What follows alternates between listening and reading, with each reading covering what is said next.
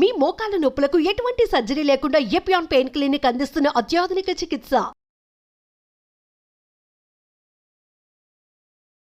మనం gas problem గురించి మాట్లాడుకుందాం. గ్యాస్ ప్రాబ్లం అనేది చాలామంది రెగ్యులర్గా ఫేస్ చేస్తూ ఉన్నటువంటి ప్రాబ్లమే. గ్యాస్ వదలడం అనేది మధ్య మధ్యలో నలుగురిలో ఉన్నప్పుడు కాస్త ఇబ్బందిగా అనిపించవచ్చు. అండ్ బ్లోటింగ్, కడుపు ఎప్పుడు ఫుల్గా అనిపించడం, ఏమి తినాలనిపించకపోవడం. సో మేబీ ఇవాల్టి రేపటి మనకున్న స్ట్రెస్డ్ లైఫ్ స్టైల్ ఒక మేజర్ రోల్ ప్లే చేస్తున్నా సరే గ్యాస్ ప్రాబ్లమ్ని కనుక సరిగ్గా ట్రీట్ చేయకపోతే చాలా కాంప్లికేషన్స్ కూడా వస్తాయని విన్నాము. So you have to tell us అసలు గ్యాస్ ప్రాబ్లం అంటే ఏంటి సార్, ఎన్ని రకాలు ఉంటాయి, and how do we overcome this? So గ్యాస్ట్రోఎంట్రాలజిస్ట్కి అంతా గ్యాస్ మయం లాగే ఉంటుందండి. రోజు ఉదయం నుంచి సాయంత్రం వరకు పేషెంట్స్ అందరూ గ్యాస్ గ్యాస్ గ్యాస్ అని వస్తారు. యాక్చువల్గా గ్యాస్ అనేది ఏమి ఉండదండి. యాక్చువల్గా టెక్స్ట్ బుక్లో సార్ నాకు గ్యాస్ ట్రబుల్ ఉందని అంటారు. గ్యాస్ ట్రబుల్ అనే వర్డ్ ఎక్కడ పుస్తకాల్లో ఉండదు. There is no term, no disease like gas trouble. Okay, gas trouble అంటే ఒక్కొక్కరికి ఒక్కొక్కటి.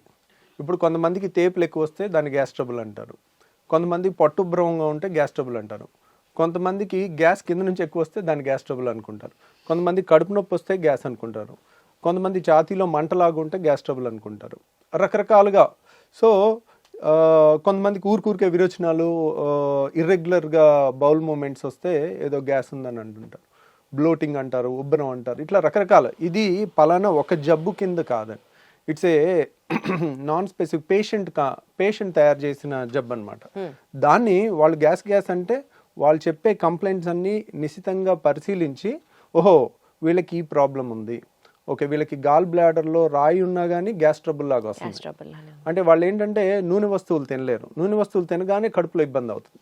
అన్నం తిన్న తర్వాత కానీ, నూనె వస్తువులు తిన్నప్పుడు కానీ, నూనె వస్తువులు లేకపోతే అట్లా. ఈ కంప్లైంట్ ఉంటే ఒక్క గాల్ బ్లాడర్ దాంట్లోనే నూనె వస్తువులు తినలేనిది వస్తుంది, ఇంకా దేంట్లో రాదనమాట. అట్లా వాళ్ళు చెప్పే కంప్లైంట్లో మన క్లూస్ దొరుకుతూ ఉంటాయి. ఇప్పుడు కడుపులో మధ్యలో నొప్పి వచ్చి వీపులోకి పాకుతుంది అనుకోండి, అది ప్యాంక్రియాస్ నొప్పి. ప్యాంక్రియాస్ నొప్పి ఒక్కటే వీపులోకి పాకుతుంది. పసర సంచిది ఎప్పుడు రైట్ సైడ్ వస్తుంది. రైట్ సైడ్ వచ్చి కుడి భుజానికి వెళ్తుంది అనమాట. సో ఇంకా ఎసిడిటీ ప్రాబ్లం, రిఫ్లెక్స్ అనుకోండి, బొడ్డు పైన వచ్చి ఎడమ వైపు ఛాతీలో వస్తుంది. అది హార్ట్ బర్న్ అంటారు, కడుపు మంట అంటారు. కొంతమంది కడుపు మంట అంటారు. కొంతమంది ఎక్కువ అసూయ, ఒకప్పుడు అంటారు కదండి, ఎక్కువ అసూయ జలసి ఉండి వాళ్ళు ఎక్కువ ఆలోచించి వాళ్ళ బాడీలో ఎక్కువ యాసిడ్ తయారయ్యి, యాసిడ్ వల్ల అల్సర్స్ ఫామ్ అవుతాయి అన్నమాట. అల్సర్స్ ఫామ్ అయ్యి దాన్ని ఎసిడిటీ అంటారు. ఆ యాసిడ్ ఎక్కువ ఉన్న వాళ్ళకి అన్నవాహిక అనేది మనకి గొంతు నుంచి పొట్టలోకి వెళ్ళే ఇసోఫేగస్ని అన్నవాహిక అంటారు. అది ఛాతీలో ఉంటుంది అనమాట. అది కొంచెం లెఫ్ట్ సైడ్ ఉంటుంది, హార్ట్ వెనకాల నుంచి వెళ్తుంది. కాబట్టి వాళ్ళందరికీ హార్ట్ బర్న్ లాగా వచ్చి గుండె నొప్పి ఏమో, చచ్చిపోతామేమో అన్న భయంతో వస్తారు. వాళ్ళు పరుగులు తీసుకుంటూ వస్తారు. సో కాకపోతే మనకు అక్కడ రకరకాలు, ఇది ఎసిడిటీయా, రిఫ్లెక్స్ డిసీజా. పొట్టలో యాసిడ్ ఉంటే ఏం ప్రాబ్లం లేదు, అది ఛాతీలోకి ఎక్కువ వస్తే కనుక రిఫ్లెక్స్ అంటారు. ఆ రిఫ్లెక్స్ డిసీజా, గాల్ బ్లాడర్ ప్రాబ్లమా, ప్యాంక్రియాస్ ప్రాబ్లమా, లేదంటే చిన్న పేగు పెద్ద పేగు ప్రాబ్లమా, లేకపోతే ఇన్ఫ్లమేటరీ బౌల్ డిసీజ్ అని పేగుల్లో జబ్బులు ఉంటాయి. ఇట్లా మనం ఈ గ్రూప్ ఆఫ్ చాలా రకాల జబ్బుల నుంచి వచ్చే కంప్లైంట్, అన్ని ఏ జబ్బు అనేది తెలియదు పేషెంట్కి. పేషెంట్ నాకు గ్యాస్ అని వస్తారు, అది మనం ఒక డాక్టర్ డీకోడ్ చేయాల్సిందనమాట. అది సో బేసికల్గా ఎక్కడ పెయిన్ చెప్తున్నారు అని చెప్పి ఆ పెయిన్ నుంచి ఇది ఏ నొప్పి అన్నది మీకు అర్థమవుతుంది కదా సార్? వాళ్ళు చెప్పేదాన్ని బట్టి ఏ నొప్పి ఇది అన్నది మీకు అర్థమవుతుంది. అంటే పేషెంట్తో మనం కీన్గా మాట్లాడితే కొంతవరకు వాళ్ళు చెప్పేదాన్ని బట్టి మనకు అందాజుగా ఐడియా వచ్చేస్తుందండి. యూజువల్గా ఎడం పక్క ఛాతీలో నొప్పి అని ఒక 25 ఏళ్ళ కుర్రోడు వచ్చాడు అనుకోండి, 20-25 ఇయర్స్లో హార్ట్ అటాక్ రాదు. దట్ ఈస్ అదే 65 ఏళ్ళ మనిషి వచ్చాడు అనుకోండి, మనం అనుమానంగా చూడాలి. సో గ్యాస్ ట్రబుల్ అయినప్పటికీ కూడా హార్ట్ ఏమో అని చూడాలి. సో ఎందుకంటే గ్యాస్ ట్రబుల్కి మనం ఎసిడిటీ కానీ రిఫ్లెక్స్ కానీ ట్రీట్మెంట్ చేయకపోయినా ప్రాణం పోదు. కానీ అదే పేషెంట్కి హార్ట్ ప్రాబ్లం ఉండి, హార్ట్ ప్రాబ్లమ్ని మనం హార్ట్ అటాక్ అయి ఉండి దాన్ని హార్ట్ బర్న్, గ్యాస్ ట్రబుల్ అని అనుకుని మనం కరెక్ట్ టైంలో ట్రీట్మెంట్ ఇవ్వకపోతే వాళ్ళకి లైఫ్ కూడా రిస్క్ వచ్చే అవకాశం ఉంటుంది. సో అక్కడ సిచ్యువేషన్ బట్టి ఓవరాల్గా ఇప్పుడు ఇంట్లో లేడీస్ అన్నం ఉడికిందా లేదా ఒక మెతుకుతో ఎట్లా చేస్తారో, పేషెంట్ వచ్చి వాళ్ళు చెప్తుండే కొద్దీ మనకు అర్థమైపోతూ ఉంటుంది, ఓహో వీళ్ళది ఇది. సో ఇది అయి ఉండొచ్చు, గాట్ ఇట్. కానీ కన్ఫర్మ్ చేసుకోవాలంటే ఈ టెస్ట్ చేయాలి, అవసరమైతే ఎండోస్కోపీ చేయాలి, సిటీ స్కాన్ చేయాలి, అల్ట్రాసౌండ్ స్కాన్ చేయాలి, ఎంఆర్ఐ స్కాన్ చేయాలి. ఓహో దీనికి ఈ స్కాన్ అయితే బాగా పనిచేస్తుంది అట్లా. సార్ ఇప్పుడు ఏ నొప్పి అయినా సరే అది గ్యాస్ అని పేషెంట్ ఏదైతే చెప్తారో మీ దగ్గరికి వచ్చినప్పుడు దానికి మేజర్గా మనం చూడాల్సినటువంటి కారణాలు ఏంటి? ఇప్పుడు ఒకప్పుడు మా చిన్నప్పుడు ఇంత మరి అవేర్నెస్ లేకపోవటం వలన అప్పుడు కూడా ఉన్నదో మనకు తెలియదు, కానీ ఇప్పుడైతే చాలా ఎక్కువ పేషెంట్స్ అయితే ఉంటున్నారండి. దానికి కారణం ఏంటంటే ఒకప్పుడు ఉన్న ఫుడ్ హ్యాబిట్స్, ఇప్పుడున్న ఫుడ్ హ్యాబిట్స్, ఇప్పుడు అంతా జంక్ ఫుడ్, బయట ఫుడ్. ఒకప్పుడు మనకి ఇంట్లో ఏది వండితే అదే తినేవాళ్ళం, ఇప్పుడు బయట ఫుడ్స్ చాలా చాలా చాలా ఎక్కువైపోయినాయి. ఇప్పుడు మన ఇంట్లో కూడా 2-3 పిల్లలు ఉంటే ఒక్కొక్కళ్ళు ఒక్కొక్క రెస్టారెంట్ ని ఒక్కొక్క ఐటమ్ ఆర్డర్ పెట్టే పరిస్థితి ఉంది. ప్రతి ఇంట్లో కూడా ఇది ఉంది, ఇది ఎవరు ఇల్లు ఎక్సెప్షన్లా లేదు. తర్వాత డే బై డే అగ్రికల్చర్లో కూడా ప్రాఫిట్ ఓరియంటెడ్గా మనకి ఏమేమి పెస్టిసైడ్స్ కొడుతున్నారు, ఎంత మోతాదులో కొడుతున్నారు, దాని రెగ్యులేషన్ అనేది అంత ప్రాపర్గా లేదు. దానివల్ల వస్తుందా, దీనివల్ల వస్తుందా, ఇవన్నీ కూడా మోస్ట్ లైక్లీ ఇవన్నీ కారణాలు అయి ఉండొచ్చు. ఈ కారణాన్ని క్లియర్ కట్గా ఎస్టాబ్లిష్ చేయాలంటే చాలా పెద్ద రీసెర్చ్ చేయాలండి. అది గవర్నమెంట్ ఇనిషియేటివ్గా తీసుకుని పెద్ద స్టడీ, లక్షల మంది పేషెంట్ని స్టడీ చేయటం అనేది అంత ఈజీ కాదు. వాళ్ళు తీసుకున్న ప్రతి మోతాదులో ఏ పెస్టిసైడ్ ఎంత ఉంది అని టెస్ట్ చేయాలన్నా కానీ ఒక్కొక్క టెస్ట్కి మనకి 1000 ఖర్చు అవుతుంటుంది అనమాట. అవన్నీ ప్రూవ్ చేయాలంటే it's a public initiative.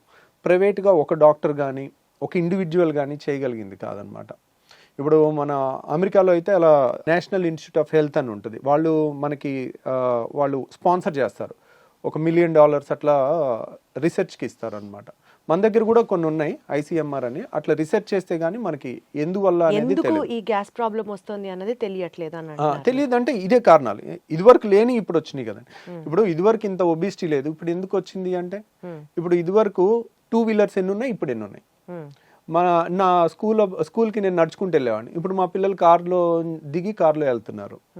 So ఇప్పుడు ఎన్ని 2 వీలర్స్ ఉన్నాయి, అప్పుడు ఎన్ని లక్షలు ఉన్నాయి, ఇప్పుడు ఎన్ని కోట్లు ఉన్నాయి. రైట్. సో ఎన్ని లిఫ్ట్లు ఉన్నాయి, అప్పుడు ఎన్ని ఉన్నాయి. మారుతున్న లైఫ్ స్టైల్ దీనికి మెయిన్ కారణం అన్నట్టుగా అర్థం చేసుకోవాలి మనం. అటు ఒబిసిటీకైనా, పెరుగుతున్న గ్యాస్ సమస్యలకైనా, పెరుగుతున్న క్యాన్సర్లకైనా కూడా మోస్ట్లీ మన పర్యావరణం మారటం కానీ అన్నీ కూడా కారణం అన్నమాట. సరే ఇప్పుడు ఈ గ్యాస్ ట్రబుల్కి అయితే మనం ఇట్లా జనరలైజ్డ్గా మాట్లాడుకుంటున్నాం. ప్రత్యేకంగా ఇందాక మీరు ఒక మాట అన్నారు, యాసిడ్ రిఫ్లెక్స్ అని. అంటే పొట్టలో ఉండాల్సిన యాసిడ్ పైకి తంతు ఉంటే అది యాసిడ్ రిఫ్లెక్స్ అని. అది కూడా ఎక్కువగా వింటున్నాం, అది కూడా ఒకలాంటి గ్యాస్ ప్రాబ్లమే అంటారా? దాని గురించి ఏమైనా డీటెయిల్గా మాట్లాడుకుందాం. అంటే చాలా మందికి అండి ఎసిడిటీ అంటే 2 రకాలు. ఒకటి పొట్టలో యాసిడ్ ఎక్కువ తయారవటం, టెన్షను, ఇర్రెగ్యులర్ ఫుడ్ హ్యాబిట్స్, ఆలోచన ఎక్కువ ఉండటం, సో పని ఒత్తిడి ఎక్కువ ఉండటం వల్ల బాడీలో యాసిడ్ ఎక్కువ తయారవుతుంది. ఎప్పుడైతే యాసిడ్ ఎక్కువ తయారవుతుందో మనకి కడుపులో మంట వస్తుంది, వాళ్ళకి బొడ్డు పై భాగంలో మంటలాగా వస్తుంది. సో ఆ మంట అనేది ఎప్పుడైతే పొట్టలో పై భాగంలో మంట వస్తుందో అది ఒక రకమైన ఎసిడిటీ. దానికి సింపుల్గా యాసిడ్ తగ్గించే యాంటాసిడ్ మందులు కానీ, కొత్తగా వచ్చిన PPIs కానీ, అంటే ప్యాంటోప్రజోల్, రాబిప్రజోల్, ఒమిప్రజోల్, ఇసోమిప్రజోల్ అంటే రకరకాల ఏది వేసినా కానీ చాలా రిలీఫ్ వచ్చేస్తుంది. తర్వాత రెండోది ఏంటంటే మనకి డైలీ మన నోట్లో ఉమ్ము ఉంటుంది, దాని pH 7.4 ఉంటుంది. మన స్టమక్లో హైడ్రోక్లోరిక్ యాసిడ్ ఉంటుంది, అది కాన్సన్ట్రేటెడ్గానే ఉంటుంది. అంటే దాని pH వచ్చేసి 2 ఉంటుంది, <2, 1.5 to 2. అంటే వెరీ ఎసిడిక్ ఎన్వైర్న్మెంట్.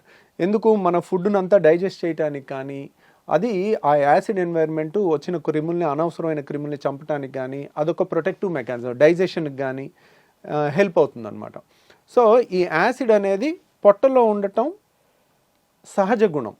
కాబట్టి పొట్టలో ఎంత యాసిడ్ ఉన్నా మనకి ఇబ్బంది అయ్యదు, ఎందుకంటే పొట్ట గోడలో స్టమక్ వాల్లో యాసిడ్ని తట్టుకునే శక్తి ఉన్న వాళ్ళని ఆల్రెడీ మన బాడీ తయారు చేసుకుంది. ఇప్పుడు చూడండి, మన అరికాళ్ళు అనేది మందంగా ఉంటాయి, అరికాళ్ళ మీద నడిచినా మనకి అవి మందంగా ఉండటం వల్ల అది అడాప్ట్ అయి ఉంటుంది అనమాట, మనకి ఏ ఇబ్బంది ఉండదు. అంతే బరువు మన చేతి మీద, కాలు మీద, వేరే చర్మం మీద పెడితే ఆ చర్మం ఊడిపోద్ది. ఎందుకు? ఇట్ ఈస్ నాట్, దానికి తయారవ్వలేదు, నడవటానికి అరికాలు తయారైంది. అలాగే యాసిడ్ని తట్టుకోవటానికి మన స్టమక్ వాల్ తయారైంది అనమాట. జీర్ణాశయం యొక్క ఎక్కడైతే యాసిడ్ ఉంటుందో ఆ లోపల పొర యాసిడ్ని తట్టుకునే విధంగా తయారైంది. కానీ మన అన్నవాహిక ఇసోఫేగస్ ఇక్కడ నుంచి ఇక్కడ వరకు ఉన్న ఇసోఫేగస్ మాత్రం అది యాసిడ్కి తట్టుకునేటట్టు తయారవ్వలేదు. కాబట్టి పొట్టలో యాసిడ్ ఉంటే కొంచెం కడుపు మంట వస్తుంది, చాలా ఈజీగా ట్రీట్ చేయొచ్చు మనం. వాళ్ళకి గ్యాస్ ట్యాబ్లెట్ ఇస్తారు, కొన్ని యాంటాసిడ్ ఇస్తారు, తగ్గిపోతుంది, they will be very happy. కానీ ఈ పొట్టలో ఉండాల్సిన యాసిడ్ ఇక్కడ వాల్వ్ ఉంటుంది, ఛాతీకి పొట్టకి ఛాతీకి మధ్యలో ఒక వాల్వ్ ఉంటుంది, దాన్ని హయాటస్ అంటారు. ఆ హయాటస్లో వెడల్పుగా ఉండి వాల్వ్ లూజ్గా ఉంటే దాన్ని హయాటస్ హెర్నియా అంటారు. చాలామందికి ఎండోస్కోపీ రిపోర్ట్ చూస్తే లాక్స్ ఎలియస్ అంటారు. లాక్స్ ఎలియస్ అంటే లోవర్ ఇసోఫేజియల్ స్పింక్టర్, ఇసోఫేగస్ అంటే అన్నవాహికలో ఇక్కడ ఒక కంట్రోల్ ఉంటుంది, అప్పర్ ఇసోఫేజియల్ స్పింక్టర్ అని. ఇక్కడేమో lower oesophageal sphincter. Lower oesophageal అయిపోయిన తర్వాత స్టమక్ స్టార్ట్ అయిపోతుంది, అంటే జీర్ణాశయం స్టార్ట్ అయిపోతుంది. సో ఇక్కడ వాళ్ళు లూజ్గా ఉంటే కనుక దాన్ని లాక్స్ ఎలియస్ అంటారు, లోవర్ ఇసోఫేజియల్ స్పింక్టర్. లేదంటే అక్కడ లూజ్గా ఉండటం వల్ల హయాటస్ హెర్నియా అంటారు. గ్రేడ్ 1, గ్రేడ్ 2, గ్రేడ్ 3, గ్రేడ్ 4 ఉంటుంది. గ్రేడ్ 4 అంటే ఇంత వెడల్పుగా ఉంటుంది అక్కడ. అంటే ఏంటి, ఇప్పుడు ఇక్కడ ఎప్పుడైతే వాల్వ్ చాలా గ్రేడ్ 4 లూజ్గా ఉంటుందో పొట్టలో ఉన్న యాసిడ్ అంతా ఊరికే పైకి వస్తూ ఉంటుంది. పొట్ట అనేది జీర్ణాశయం అనేది మనం ఫుల్గా తిన్న తర్వాత అది గ్రైండర్ ఆన్ అయినట్టు ఆన్ అవుతుంది. ఆన్ అయినప్పుడు గ్రైండర్కి పైన మూత పెట్టలేదు అనుకోండి, ఎట్లయితే పైకి చిమ్ముతుందో అట్లా ఈ పొట్టలో ఉండాల్సిన యాసిడ్ అంతా అది ఫుడ్ తిన్నాక ఇలా పైకి ఇసోఫేగస్లోకి వస్తుంది. ఇసోఫేగస్ గోడ ఏమైంది, మన అన్నవాహిక గోడ అనేది యాసిడ్ని తట్టుకోవటానికి తయారవ్వాల, కాబట్టి అది విపరీతమైన మంట వస్తుంది, దాన్ని హార్ట్ బర్న్ అంటారు. వీళ్ళు ఏం తినకపోతే హ్యాపీగా ఉంటారు. ద మొమెంట్ తిన్న తర్వాత వాళ్ళకి ఒక గంట 2 గంటలు ఆ గ్రైండర్ లాగా ఆడినంతసేపు యాసిడ్ అనుకొచ్చి ఈ ఛాతీ అంతా మంట పట్టేసినట్టు ఉండటం, భుజంలో నొప్పి రావటం, ఎడం భుజంలో రావటం, తర్వాత ఎడం పక్క ఛాతీలో వచ్చేసరికి వెంటనే గుండె ప్రాబ్లం అని గడగడలాడిపోతూ ఉంటారు. ఎక్కడో టీవీలో చూస్తారు 25 ఏళ్ల మనిషి ఇలా కూలబడి చచ్చిపోతే అది హార్ట్ అటాక్ కాదో కూడా ఎవరికి తెలియదు. ఎవరికి తెలుసు, sudden death, it is a sudden death. Heart attack అని ప్రూవ్ ఉండదు, కానీ అందరూ దానికి లేబుల్ వేసేస్తారు. ఇప్పుడు మీడియా ఎవరన్నా సడన్ గా కోల్బడి చచ్చిపోయారు అనుకోండి, హార్ట్ అటాక్ అని తోసేస్తారు. Who can prove it? దానికి రియల్ గా ప్రూవ్ చేయాలంటే సడన్ డెత్, సడన్ గా కళ్ళు తిరిగి పడిపోయి చచ్చిపోవటానికి చాలా కారణాలు ఉంటాయి. సో ఇప్పుడు అంతెందుకు, మనకి ఒలింపిక్స్ ఆడే ఒలింపిక్ ప్లేయర్స్ కూడా రన్నింగ్ చేస్తూ సడన్ గా కోల్బడి చచ్చిపోయినట్టుంది. మరి వాళ్ళకి హార్ట్ అటాక్ వస్తుందా? అథ్లెట్స్కి రాదు కదా.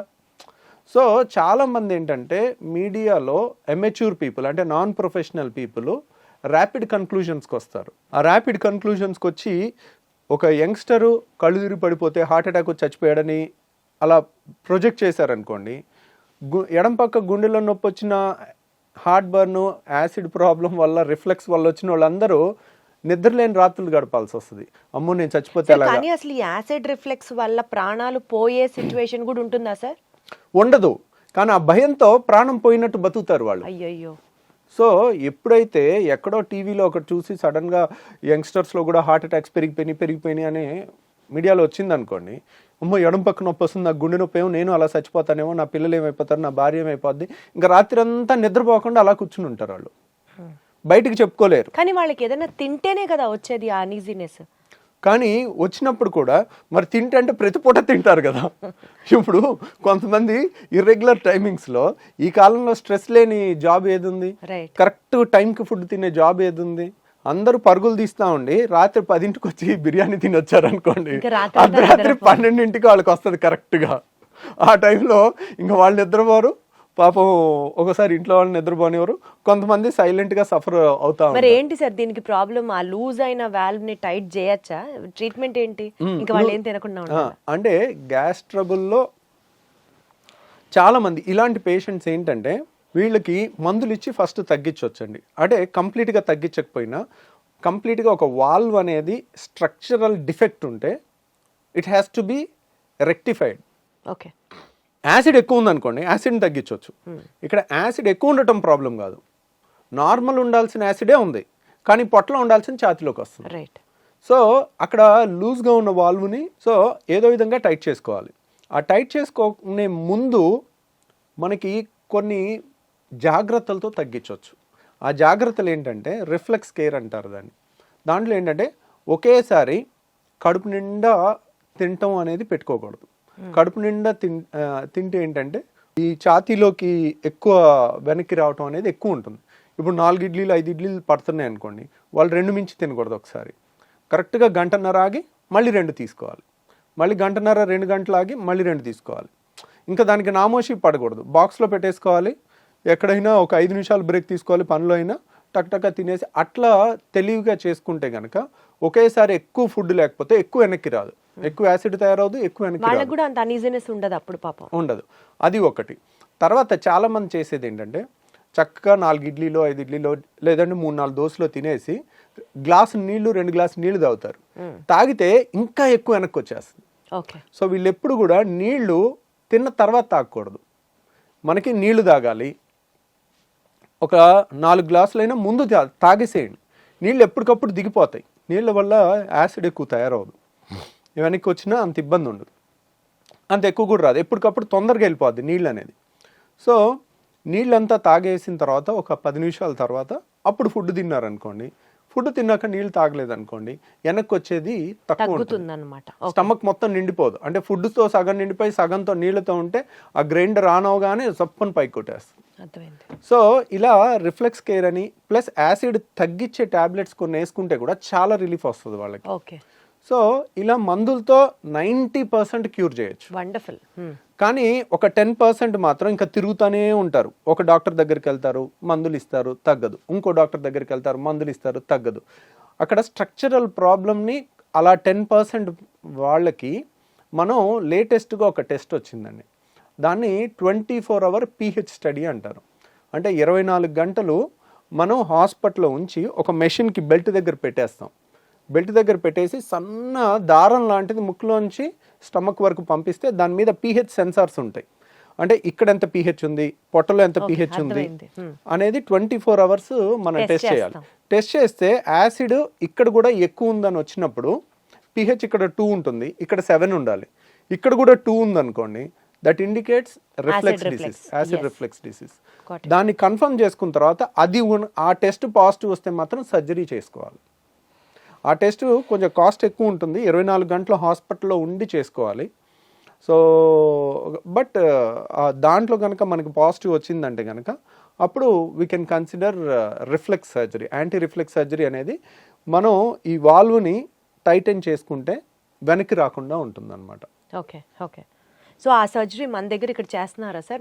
మనం కూడా పర్ఫామ్ చేస్తాం. ఈ యాంటీ రిఫ్లెక్స్ సర్జరీని నిస్సెన్స్ ఫండాప్లికేషన్ అంటారు. దాని పేరు నిసెన్స్ అనే సైంటిస్ట్ పేరు పెట్టారనమాట. ఆ ఫండాప్లికేషన్ అంటారు. దానికి ఆల్మోస్ట్ కోత ఉండదు, కుట్టు ఉండదు, చిన్న హోల్ ద్వారా చేస్తాము. ఒక 20 minutes to 30 minutesలో అయిపోతుంది. ఈరోజు మార్నింగ్ చేస్తే నెక్స్ట్ డే ఈవినింగ్ 95% డిశ్చార్జ్ అయిపోతారు. ఇంకొక 5% నెక్స్ట్ డే డిశ్చార్జ్ అవుతారు.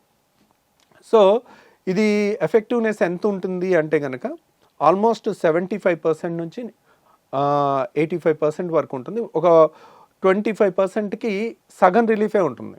ఎందుకు దాంట్లో 100% గ్యారంటీ చెప్పలేకపోతున్నాం. ఇప్పుడు రాళ్ల సమస్య ఉంది, గాల్ బ్లాడర్ తీసేసాం, 100% క్యూర్, మళ్ళీ జన్మలో వాళ్ళు మన దగ్గరికి రావాల్సిన పని ఉండదు. అది 100% అనే 99% 100% గ్యారంటీగా చెప్పేయచ్చు.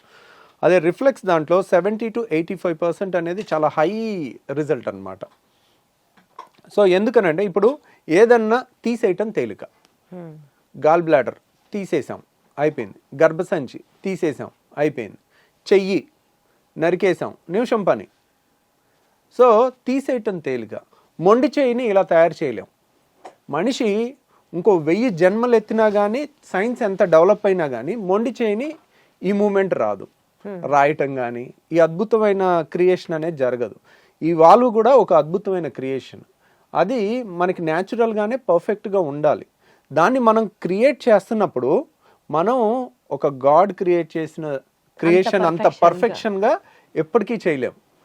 80% క్రియేషన్ అనేది ఇంకా వరల్డ్స్ బెస్ట్ రిజల్ట్ అనమాట. ఆ మాత్రం రిజల్ట్ ఇవ్వటమే చాలా కష్టం. అందుకనే అంత రిజల్ట్ కూడా ఇవ్వలేక ఎవ్వరు ఈ సర్జరీస్ అసలు చెప్పరు. మీరు 10 మంది నా దగ్గరికి సర్జరీ కోసం వస్తారు, వాళ్ళు ఆల్రెడీ 10 మంది గ్యాస్ట్రోఎంట్రాలజిస్ట్ని చూసుంటారు. ఇంకెక్కడ దొరక్క బాధపడి పడి పడి తిరిగి చివరికి ఇక్కడన్నా ఏదన్నా దొరుకుద్దేమో అని వచ్చే వాళ్ళు ఉంటారు. అట్లా వచ్చి తగ్గిన వాళ్ళు చాలామంది ఉన్నారనమాట. మనం ఆల్మోస్ట్ ఇండియాలోనే హైయెస్ట్ సర్జరీస్ చేస్తాం. ఇదేంటంటే టెక్నికల్లీ ఛాలెంజింగ్ అనమాట. మనం కొంచెం ఈ టైట్ ఎక్కువ చేసామనుకోండి వాళ్ళకి ముద్ద దిగదు, పట్టేసుకున్నట్టు ఉంటుంది. మళ్ళీ తక్కువ చేసామనుకోండి వెనక్కి వస్తుంది. అది చాలా కరెక్ట్గా ముందు నుయ్యి వెనక్కి గొయ్యిలాగా ఉంటుంది అనమాట ఈ సర్జరీలో. సో అందువల్ల ఈ నిసన్స్ ఫండాప్లికేషన్ అనేది అంత తొందరగా నేను కూడా చెప్పను. ప్లస్ చాలామందికి ఒక టెస్ట్ చేసుకోమని చెప్తాను, మీకు రిఫ్లెక్స్ ఉందా లేదా అని మీరు తెలుసుకోవటానికి. ఇప్పుడు సపోజ్ సార్ ఊరికే వెనక్కి వస్తుంది సార్, తిన్న తర్వాత ఇబ్బంది అవుతుంది సార్, ఛాతీ మండుతుంది, గొంతులోకి వస్తుంది, తేపులు వస్తుంది, మెతుకులు వస్తున్నాయి. ఊరికే కొంతమందికి ఏంటంటే రాత్రి 10ంటికి తిని పడుకుంటారు, పడుకున్న తర్వాత వెంటనే నిద్రపోతారు, పేగులు కదులుతూ ఉంటాయి, కదులుతున్నప్పుడు ఈ వాల్వ్ లూజ్గా ఉంటుంది. అది ఒక్కసారి ఇలా గ్రైండర్ లాగా మధ్యలో ఒక్కసారి ఆన్ అయినప్పుడు టక్కున బుడుకు బుడుకుమని గొంతులోకి వచ్చేస్తాయి, వాటర్ వచ్చేస్తాయి. వాళ్ళు నిద్రపోయి ఉంటారు. మనిషి సోయిలో ఉంటే వెంటనే ఆ వాటర్ని మళ్ళీ మింగేయటమో ఊసేయటమో చేస్తారు. ఇంతే వస్తుంది, కొద్దిగా ఒక గుక్కంతా వస్తుంది. వాళ్ళు నిద్రపోయి ఉండేసరికి అది పొలమారుద్ది, దగ్గిలేస్తారు నిద్రలో పొలమారి. సో ఇది ఒక లక్షణం అనమాట రిఫ్లెక్స్కి. ఇంకొకటి ఏంటంటే కడుపు నిండా తినేసి ఏ మనిషి అయినా, సపోజ్ ఒక 20 ఏళ్ళ కుర్రోడో 30 ఏళ్ళ పర్సన్ మన దగ్గరికి ఈ కంప్లైంట్స్తో వచ్చినప్పుడు, కడుపు నిండా 4-5 ఇడ్లీలు అందరూ మీ ఫ్రెండ్స్ అంతా ఎలా తింటారో అలా నువ్వు తిని ముందు కొంగు, ఓకే, ముందు కొంగి కాళ్ళతో చేతులతో కాళ్ళు పట్టుకోవటానికి ట్రై చేయి.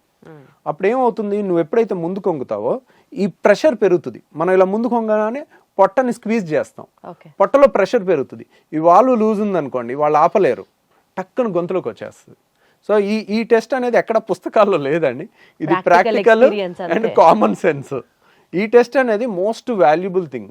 ఎందుకంటే 10 మంది చేస్తుంది మీ ఫ్రెండ్స్, మీరు చేయలేకపోయారంటే దాని అర్థం ఏంటి, ఇక్కడ రిఫ్లెక్స్ ఉంది, వాల్వ్ తేడా ఉంది, దాన్ని సరి చేసుకోవాలి. సో బేసికల్గా లైఫ్ స్టైల్తో మీరు చెప్పినటువంటి తక్కువ మోతాదులో తినడం, గ్యాప్లు ఇచ్చుకుంటూ తినడం, ఇలా చేసుకుంటూ టాబ్లెట్స్ కొన్ని మీరు సజెస్ట్ చేసిన వాడడం ఒక పద్ధతి. అండ్ ఇంకా కాంట్ బట్ అనుకున్నప్పుడు there is also surgery option which is only 80 to 85% accurate. దీన్ని మనం ఇంకా కంప్లీట్గా ప్రివెంట్ చేయడం అన్నది ఇంకా మన చేతిలో లేదు కదా సార్, బికాజ్ అది స్ట్రక్చరల్గా వచ్చినటువంటి చేంజ్ కాబట్టి. సో దాన్ని మనం ప్రివెంట్ చేయలేము.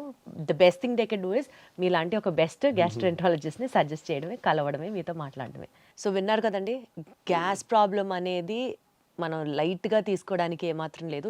ఈ రిఫ్లెక్స్ అనేది కనుక ఇందాక సార్ చెప్పినట్లుగా ఒక 2-3 టెస్ట్లు మనకి మనమే చేసుకోవచ్చు, హాస్పిటల్లో అడ్మిట్ అయ్యి చేసుకోవాల్సిన కాదు. ఇలాంటివి గమనించుకుంటూ ఎప్పటికప్పుడు మనకు ఆ రిఫ్లెక్స్ సమస్య ఉందా, మేబీ దీనివల్ల ఇంత ఇబ్బంది పడుతున్నామా అన్న ఒక మినిమం అండర్స్టాండింగ్తో డాక్టర్ని కలవడం చాలా చాలా చాలా అవసరం. Thank you so much sir. Thank you అండి.